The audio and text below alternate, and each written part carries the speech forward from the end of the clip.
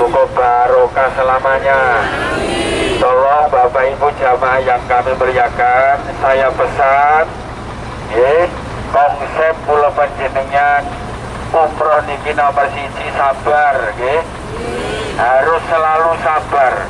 Jembul sopo ae ayo sing trimo sing rido, kabeh iki dulur ya, kabeh dulur gak tutu-tutuan sak bojo sak kanca nggih.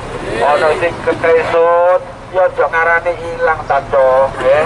Gak ono barang ilang nih. Esuk-esuk wae dikandani bayo nopo niki bojo midambul neten. Lho, kalau apa kok mati.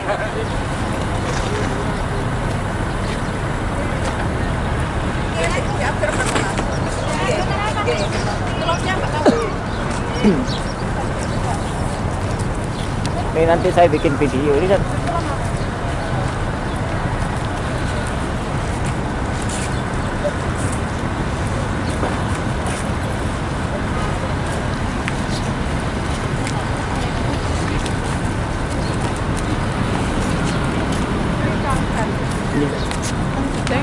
Monggo.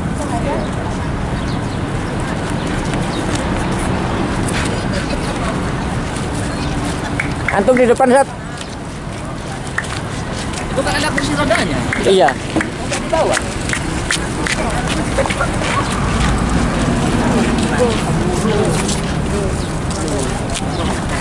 Oh, Bapak Ibu jamaah.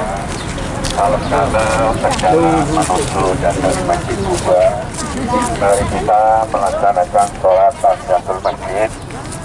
Mantun tahiyatul masjid dengan sholat duha. Sholat duha.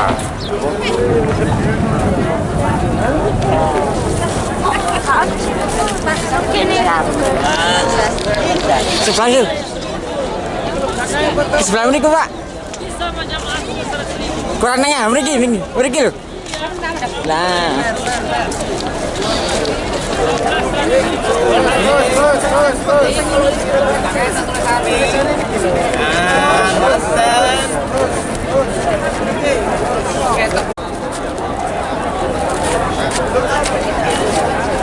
Ayo yang mau anu foto.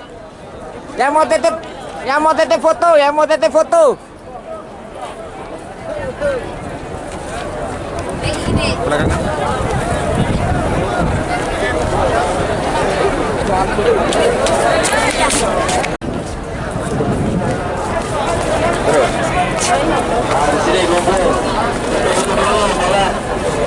Satu, dua.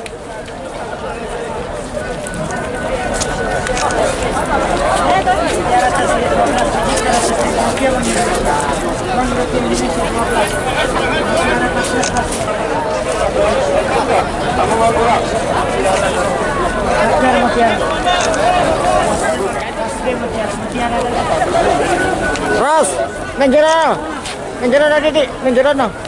Apa? Kurma menta jangan beli di sini. Kurma menta sudah di kota kita. Ketika kita mau pulang, berdiri di situ. Bisa masih buka.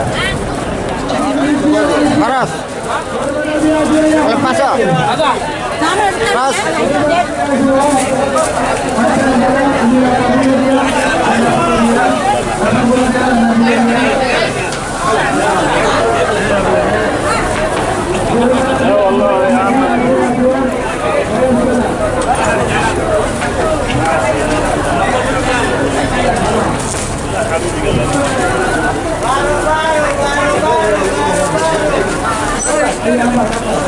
Silakan Pak.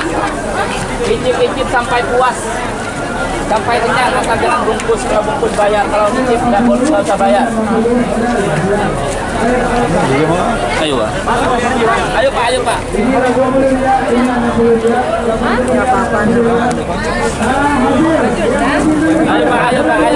Ayo Pak.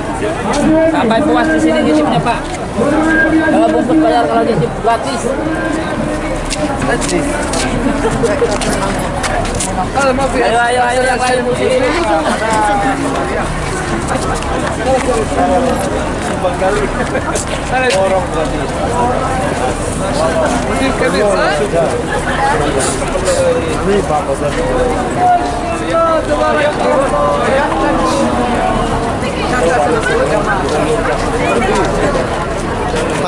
Kalau ketemu Ustaz Dermaji juga ketemu habis pulsa.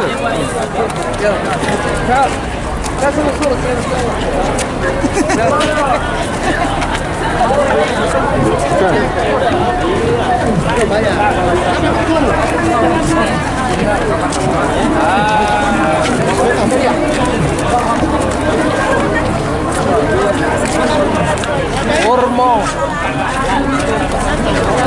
Lu bawa itu nggak ya?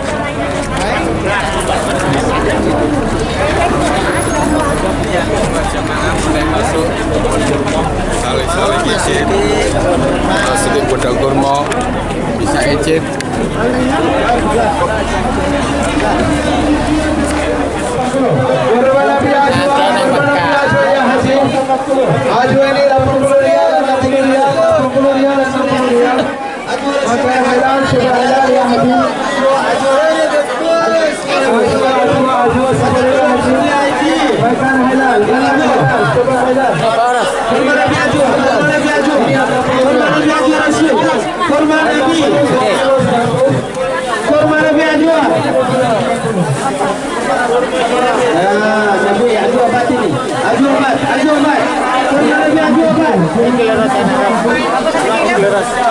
Golek sing madun.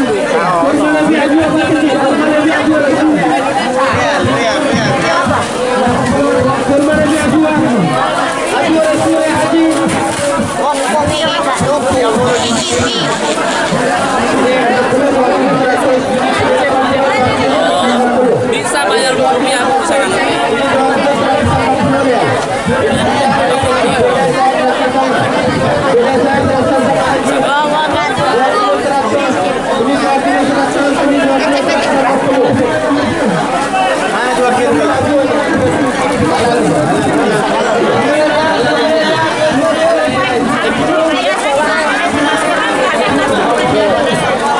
Enggak ditumpah tak? Kenapa nomor rupiah kaki? Rupiah kaki. Tak kilo mana?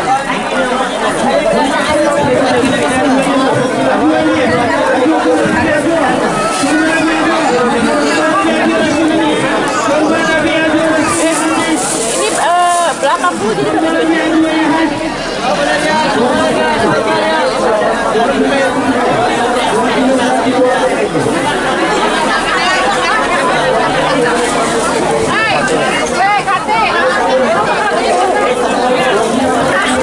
Coba saya plastikan. Ini kalau kurma plastikan. Suka ambil coklat.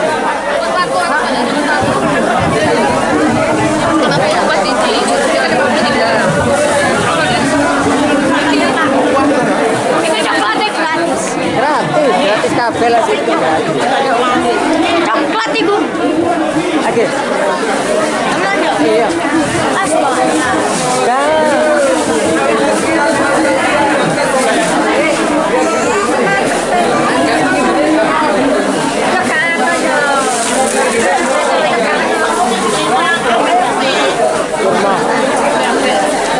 Kurma muda. Hah? Kurma nom. Mau sendak ukaman mau? Panganan. Tutu situ. Enak. Tutu siji. Kan jenenge rutop sing sering ayang gawa mulih kuwi.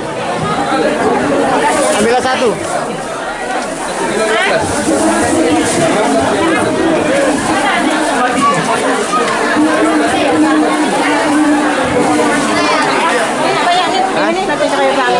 Cepet. Mas ta? Iya. Mas.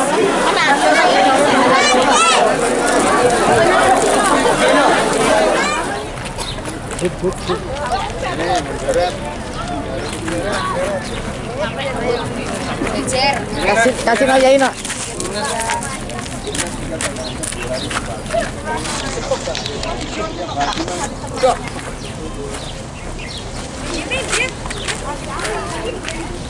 Sama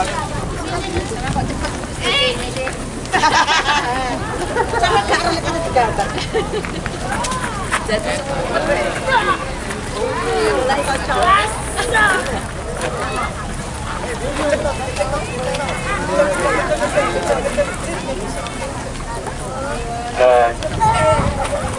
Wati. Assalamualaikum warahmatullahi wabarakatuh. Waalaikumsalam warahmatullahi Calon tamu Allah yang kami muliakan, Bapak Ustadz Baruk selaku penanggung jawab dari travel Ar-Rahman Nabila Muslimah. Kita bersambung di Pondok Pesantren Nur Rahmah saat menikah berada di kebun kurma, yaitu kurma Nabi. Pernah kaki Nabi Muhammad Sallallahu Alaihi Wasallam berangkat umroh ambil mikot Hudaybiyah, dicegat kalih orang Yahudi wong telu. Kata wong Yahudi, Muhammad, nek nabi-nabi dulu iku mesti punya mukjizat. Dan nek awakmu ku duwe mukjizat apa? Kanjeng Nabi matur dhateng wong Yahudi, "Lho, mukjizat iku perlu permintaan." Dan nek gak ono permintaan, ujuk-ujuk apa bahasane? Ujuk-ujuk tiba-tiba. Gak ono permintaan tiba-tiba mengeluarkan kehebatan. Itu katanya sulapan. Akhirnya wong Yahudi tunggu 2 hari kalau masuk Hudaybiyah. Begitu oleh rong dino, wong Yahudi medhoi Kanjeng Nabi Muhammad, tanduren buah kurma iki. Biji kurma iki tanduren. Nek pancene iso cukul, aku tak nganut agamamu. Tapi nek gak cukul, awakmu tak pedhot gulumu. Padahal apa wong Yahudi kok kendel totoan sing kaya ngoten. Soale biji kurma iku digodhog.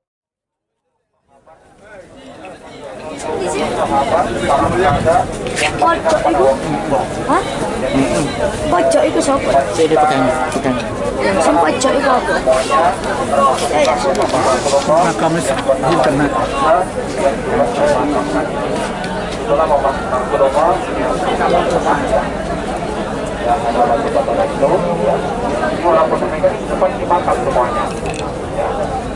Anda tunggu berobat. Tapi juga Mama Rasulullah. Dan pendapat beliau dari keterangan ini, dari pemahaman ini, 40 tahun dari itu, kita jadi wajib di sini. Dan subhanallah, walaupun sudah berkumpul 40 tahun, namun biasa itu hancur. Bahkan ada luas, karena banjir, biasa-biasa itu banyak itu. Pojok iku lho. Hah? Iki. Itu pemakaman semua. Ah iku, sing pojok iku.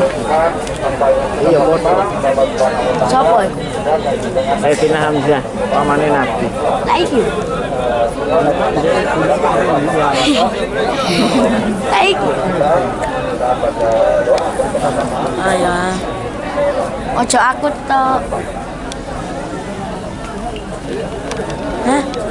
Sing iki, cidok iki sapa? Para syuhada. Bismillahirrahmanirrahim. Assalamualaikum wabarakatuh.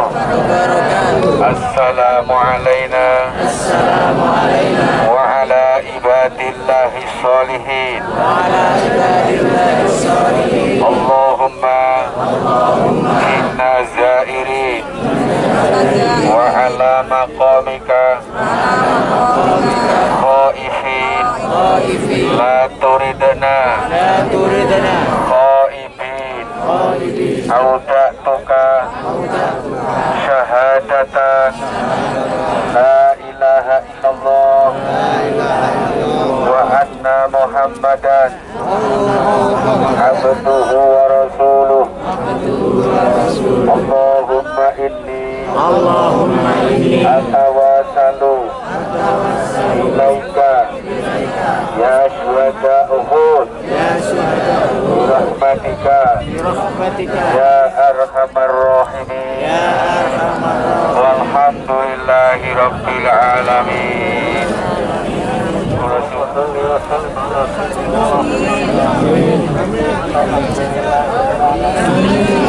Tamu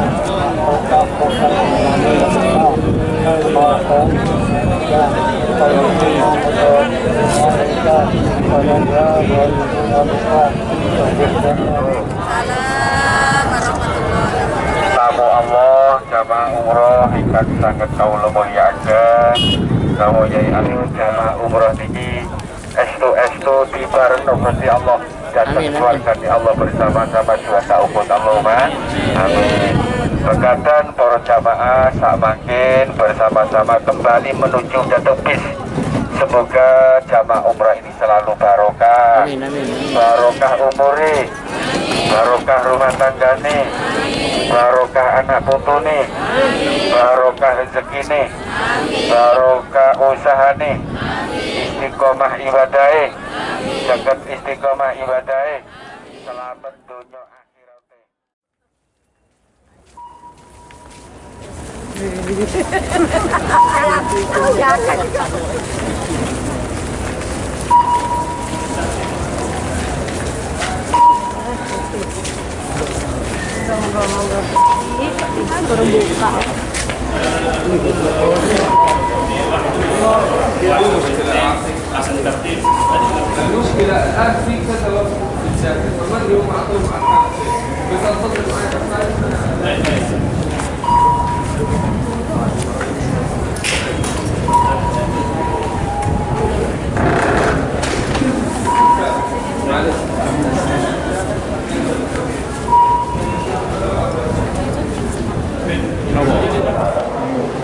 Jadi Bapak Ibu, Allah memberikan jalan kepada kita untuk mengenalnya. Di antara jalan tersebut dengan kita mempelajari Asma'ullah Al-Husna. Oleh karena itu Bapak Ibu, ilmu Asma'ullah Al-Husna adalah ilmu yang paling mulia. Dengan itulah kita akan mengenal Allah Subhanahu wa Ta'ala. Jalan lain yang Allah berikan dengan kita mentadabburi makhluk ciptaannya, makhluk ciptaan Allah Subhanahu wa Ta'ala. Karena makhluk adalah bukti akan kebesaran Allah. Contoh Bapak Ibu, kita lihat di depan kita, inilah miniaturnya. Di sini ada 8 planet, di antaranya bumi yang biru di depan kita, kemudian planet Mars, Venus, Merkurius, Saturnus, Jupiter, dan planet-planet lainnya. Di bawah kita ibarat bintang, di atas kita matahari. Bapak Ibu, kita ini berada di dalam bumi. Planet bumi ini sangat besar dan sangat luas. Akan tetapi Bapak Ibu, bumi kalau kita bandingkan dengan matahari, dari dalam bumi Bapak Ibu, kita semakin ke atas. Sekarang Bapak Ibu kita berada di luar bumi. Inilah bumi Bapak Ibu. Kalau kita bandingkan dengan matahari, tidak ada apa-apanya. Bapak Ibu sekalian, matahari besarnya 1.300.000 kali lipat bumi. Jadi, kalau kita hadapkan bumi dengan matahari, bandingkan sedikit. Bapak Ibu sekarang kita menjauhi matahari, terus ke atas. Jaraknya terus berjalan. Bapak sekalian, inilah galaksi Bima Sakti. Kita ini berada di dalam galaksi Bima Sakti. Dikatakan para ikhwan Bapak Ibu, di dalam galaksi Bima Sakti terdapat lebih dari 400 miliar bintang. Lebih dari 400 miliar bintang. Inilah makhluk ciptaan Allah yang ada di dalam galaksi Bima Sakti. Ini baru galaksi Bima Sakti Bapak Ibu. Dan kita akan melihat betapa luasnya galaksi Bima Sakti. Dan Bapak sekalian, manusia baru bisa menempuh jarak 156 miliar tahun kecepatan cahaya. Ayat kursi semua hafal. Itu adalah ayat yang paling mulia yang ada di dalam Al-Quran yang berisi pengagungan kita kepada Allah. Salah satu keutamanya Pak, Rasulullah SAW bersabda, barang siapa yang membaca ayat kursi setiap selesai salat wajib, apa keutamaannya? Surga. Tidak ada yang menghalanginya dengan surga kecuali kematian. Keutamanya sangat besar. Mari kita senantiasa mengamalkannya, merenungkan maknanya. Ya, semoga Allah Subhanahu Wa Taala mengumpulkan kita semua di surganya di akhirat nanti. Para jemaah, saat ini kita berada di ruang sejarah Al-Quran. Di sini kita diingatkan secara singkat bagaimana sejarah diturunkannya Al-Quran kepada Rasulullah SAW. Yang kita ketahui bahwa Al-Quran tidaklah diturunkan dalam waktu satu malam sekaligus, ya kan? Akan tetapi diturunkan sedikit demi sedikit, berangsur-angsur, sampai memakan waktu berapa lama? Ada yang tahu? 20 3 tahun, 13 tahun Al-Quran diturunkan di Mekah, 10 tahun sisanya diturunkan di mana? Di kota ini, di kota Madinah. Para jamaah, ketika sampai kepada Rasulullah SAW Al-Quran, beliau langsung menghafalkannya. Rasulullah juga menunjuk beberapa orang sahabat beliau untuk senantiasa menuliskan Al-Quran tersebut. Yang kemudian tulisan-tulisan para sahabat itu dikumpulkan, dijadikan satu pertama kali di zaman Khalifah siapa? Sebelum Khalifah Utsman dan Umar, Khalifah Abu Bakar As-Siddiq radhiyallahu anhu. Disatukan kembali di zaman Khalifah Utsman bin Affan radhiyallahu anhu. Di zaman beliau Al-Quran ini kemudian disalin menjadi 4. Satu disimpan di Madinah, 3 sisanya dikirimkan ke penjuru negeri Islam ketika itu. Nah, setelah zaman di ruangan ini kita bisa saksikan di sini ada puluhan Al-Quran. Semua Al-Quran yang kita saksikan di sini adalah Al-Quran asli yang telah dituliskan sejak ratusan tahun yang lalu, yang semuanya dituliskan dengan tulisan tangan. Semua Al-Quran yang ada di sini telah dituliskan sejak sebelum adanya komputer, sebelum adanya printer.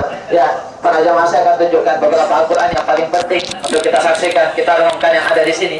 Yang pertama adalah Al-Quran yang ada di hadapan kita ini. Ini adalah Al-Quran yang paling tua yang ada di sini. Al-Quran ini berumur 950 tahun. Dituliskan sejak tahun 400-an Hijriah oleh seseorang yang bernama Ali Al-Bagliusi. Beliau menuliskan Al-Quran ini dengan tulisan tangan di atas kulit rusa. Jadi ini bukan kertas biasa.